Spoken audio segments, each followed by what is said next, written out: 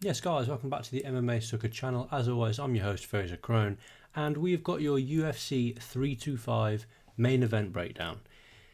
It's a rematch that, to me, doesn't make a lot of sense. There's two, maybe even three guys in the featherweight division that arguably deserve the shot more than Diego Lopes. Of course, we've got the defending champion, Alexander Volkanovski, and Diego Lopes rematching from their UFC 314. I think it was UFC 314. Let me double check that because I don't want to say it wrong. Of course I'm right. UFC 314.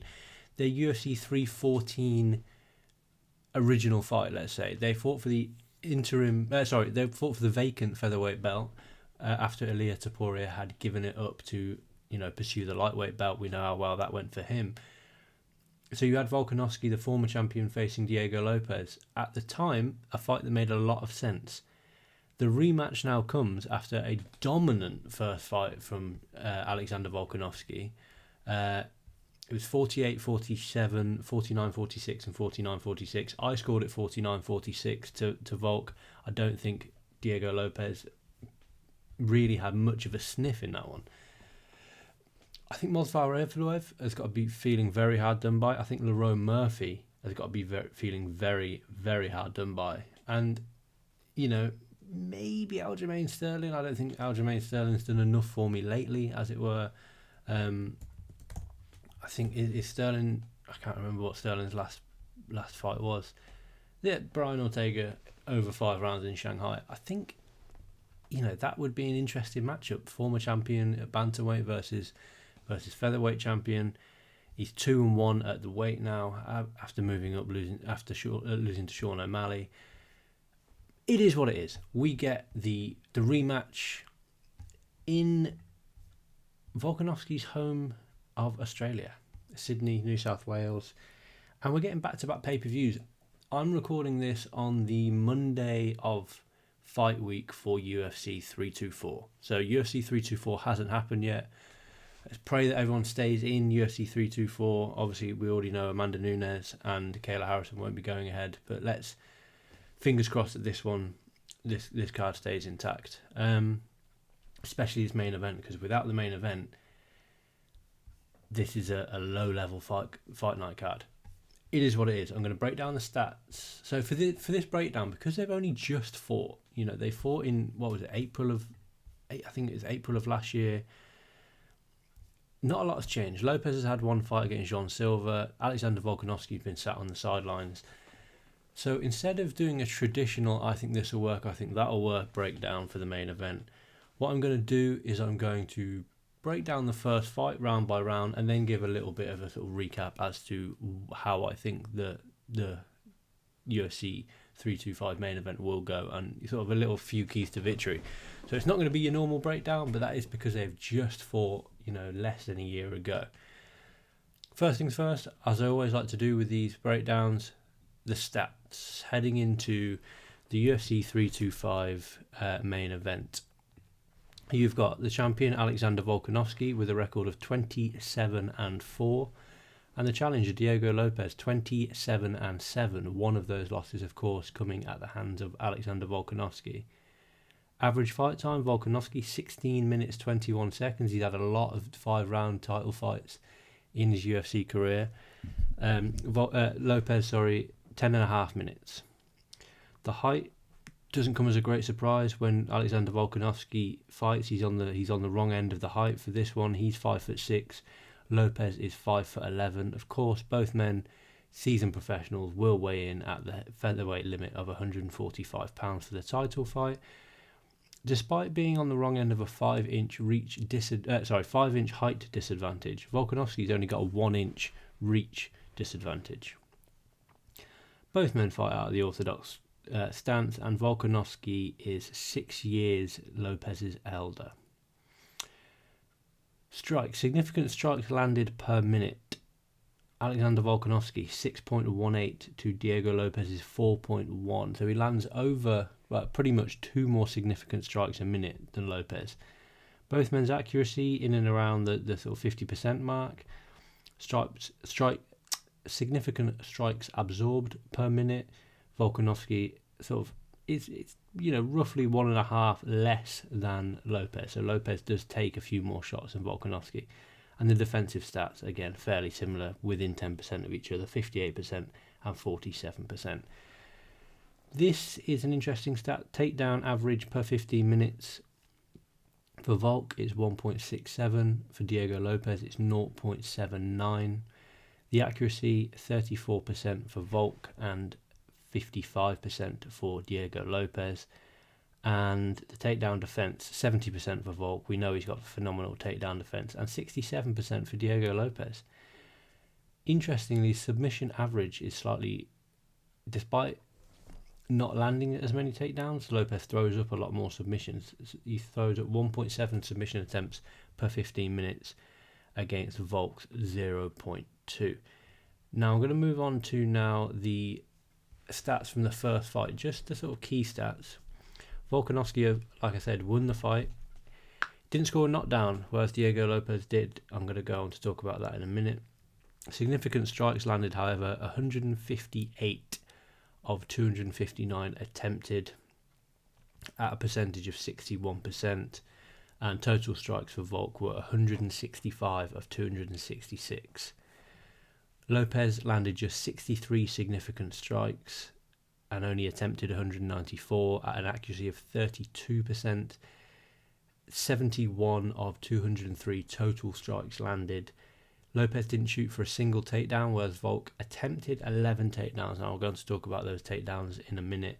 He attempted 11 takedowns and landed just one, so that gives him a 9% accuracy. So, their first fight.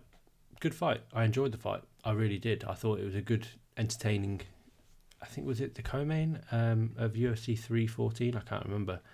No, sorry, of course it was the main event. Yeah, Michael Chandler and Paddy Pimblett was the co-main. Round one. I'm going to be looking over this direction just because that's where my notes are. Round one, Diego Lopes prospered in the chaotic exchanges. He managed to catch Volk. In the rematch at UFC 325, he needs to push the pace. But Volk does land big in the exchange. He threw a jab straight. He backed it up with a lead hook and sort of knocked Lopes off balance a little bit. Lopes showed Volkanovski the uppercut throughout, and I'll go on to talk about the uppercut and how big a weapon that could be for Lopes a little bit later on. Both landed good outside leg kicks, as you'd come to expect, especially from Volkanovski. Volk landed the overhand right very often, and Volk initiated the grappling, and this is the one round I believe that he scored the takedown in, was the first round. He initiated the grappling in the clinch against the fence, landed the trip takedown, and landed some heavy ground and pound on Diego Lopes. And despite Lopes being, the bigger man, obviously we know that he holds a 5-inch or 6-inch reach advantage, height advantage. Volkanovski is stacked. He's a very strong guy, and he appeared at the time at UFC 314 to be the stronger man in the octagon. That's 1-0 to Volkanovski. Round two began, and I felt that Lopes was being very reactionary. He was biting on a lot of what Volk was throwing. We know that Volk is one of the best strikers in the UFC. I think he goes under the radar because he doesn't get these big flashy knockouts, but the amount of feints that he throws, and he gets his opponents to bite on all of, not all of, but a lot of the feints that he does throw. He's getting opponents to bite on them. Like I said, Lopes was very reactionary to these feints, and he was looking to counter, but only when Volk had committed to a shot. He was more than happy to sort of accept the feints and accept, the odd jab here and there and the leg kick from Volk. And he was happy to have the jab sort of land on him, which is not a good look, especially as ridiculous as it sounds. But this is something that Uriah Faber said when he fought Dominic Cruz, I think at UFC. Well, I can't remember the UFC now. Was it UFC 199? Let me double check that. Yeah, I just quickly double checked. It was UFC 199. Uriah Faber said that a lot of the shots that Cruz sort of landed didn't do a lot of damage, but because Faber had long hair, it made it look to the judges that they had landed because he was backing up and his hair was moving. Now, I don't believe that to be a fact. I think the judges, although we have problems with judges, I think the judges are far too sort of professional to let that be an issue. However, with Diego Lopes, if the shots do land and his head is rocked back slightly from a jab, he does have long hair, that might affect it. I don't know. I don't think so. But we'll top that up to not being an issue, but there's a potential. Lopes was rocked in the second round, but it did appear that he was more off balance. So that, again, is a good visual for Volk and not a great visual for Lopes. But for the majority of the round, Volkanovski just picked Lopes off with a jab. However, with 10 seconds to go, Lopes committed to a shot and capitalised on what a tendency that Volkanovski has to back up with his hands down and his chin up, which is crazy to say for a former pound-for-pound number one fighter. It's the same as a criticism that Tom Aspinall has had in the past, but Volkanovski does the exact same thing. He has a tendency to back up with his hands down, his chin up, and committed to a step in rear. And Lopes committed to a step in rear straight, and that knocked Volkanovski down. He then followed that up with a kind of like a shovel uppercut on the floor, and he definitely hurt Volkanovski. Volkanovski did enough to survive the round, of course he did, but that one hurt Volkanovski, you could tell. Round 3 began, and it's rinse and repeat for Volk. Lopes wasn't able to capitalise on the knockdown, on hurting Volk. His powers of recovery within that 1 minute were fantastic. It was rinse and repeat again. Jab, leg kick, circle out, jab, leg kick, circle out. And Lopes, for me, needs to learn from what Volkanovski does best, and that is use the feint. He rarely feinted throughout this fight. I was watching it back earlier today, and he just seems to commit to shots. He doesn't try and get Volkanovski to bite on an awful lot of stuff. He kind of just wants to try and land on Volkanovski, which is understandable. But this is the elite level of MMA. He needs to feint a lot more if he is to get Volkanovski to bite, to get him, to make those reads on Volkanovski. Another round 3, clear, quite a straightforward round. Like I said, rinse and repeat for Volk, jab, leg kick, circle out. And then round 4 began, and Volk really utilised the threat of the takedown in round 4, I feel, to nullify any issues that he may have had. Now, round 4, he shot the most takedowns of the fight in round 4. He shot 3 takedowns. And he used the takedown threat to kind of get out of trouble whenever he was caught in an exchange that he didn't want to be in. Now, he had a 9% takedown accuracy. He landed 1 of 11 takedowns. That's a fact. Were they takedowns where he fully committed to the takedown and really wanted to try and get Diego Lopes down to the ground and ground his opponent and finish the takedown and get top position? I don't think so. There was no real commitment in those takedowns. Yes, he went for the takedown, but like I said, it was more used as a tactic to kind of get out of trouble, which again I think that he can use.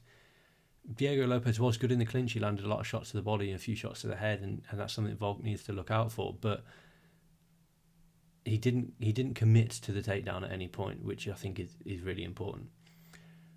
When Volk did avoid several shots, again, his tendency is to back up kind of with his hands down a little bit, and he threw a big overhand to try and catch Lopes when he was kind of getting a little bit of momentum. And the Mexican countered this by throwing an uppercut, and it hurt Volk. It sort of landed in his eye, and it hurt him. It's the same way that Ilia Topuria essentially knocked out Volkanovski. He had Volkanovski backing up. On that occasion, Volkanovski looked to clinch Topuria. He had the hand round the back. He tried to throw the strike. And I think Volkanovski would be better served just shelling up, rolling with those punches, trying to get a little bit of space. Again, using that sort of half-assed takedown to try and avoid danger, rather than trying to throw back and knock his opponent out. Again, though, Lopes couldn't capitalise on having Volk hurt, and I can understand why you'd maybe score that for Lopes. I scored it for Volk. I just thought he was much better in that one. Going into the 5th, I felt Lopes needed to finish. I think Lopes knew that he needed to finish, and he went back to the uppercut early after it worked in round 4. He didn't land it in round 5, however. Lopes began to land cleanly on Volk, and Volk did slow down. He was able to keep moving, but he was throwing back a lot less than he was earlier on in the fight. Well, that's what it appeared visually to be anyway. He did actually throw the most strikes in that final round, but just visually it appeared that Lopes was the one pushing the action.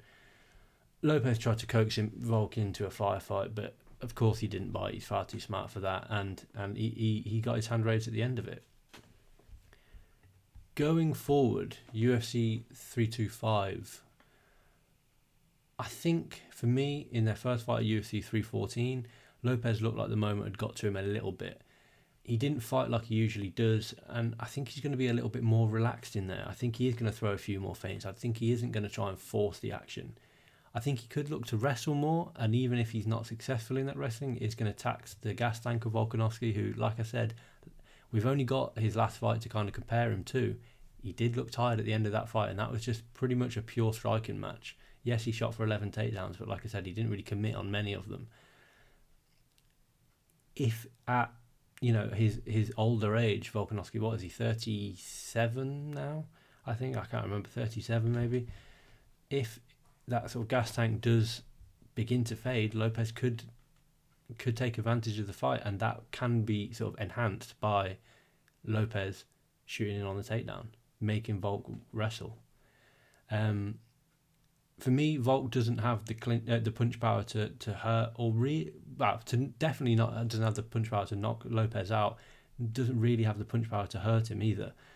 So we will have to point fight in this one. I expect a 25-minute fight if Volkanovski is to win. For me, the wrestling worked well from a defensive point of view, but from an offensive point of view, if he was truly trying to get the fight to the floor, he had very little success, Volkanovski. And he either needs to abandon it, if it wasn't used as a defensive tactic, which I think it was, he either needs to abandon it or adapt it, the wrestling I'm talking about. Work into the clinch first and then work the takedown after being in the clinch. What I would say is I'm excited for this one. We've got back-to-back numbered events. They're not pay-per-view events because of the Paramount Plus era, but I'm hoping that UFC 324 delivers. UFC 325 should deliver. There's a lot of sort of local talent on the card. I will have a full breakdown preview podcast looking more at the co-main event and a few of the fights sort of further down the card. Keep it locked to MMA Sucker. Where are we? That's the website. That's got all of your Fight Week content on it. This is MMA Sucker on X. I'm trying to grow the X account and the Instagram account. This is my personal X account. I'm trying to grow that as well, of course. Leave a comment down below who you think's going to win. I'm going to go with a Volkanovski unanimous decision, rinse and repeat, same old, same old. What are you going for? Leave a comment down below. Like the video, share it, subscribe, all that good stuff, and I will catch you next time. Thanks for watching.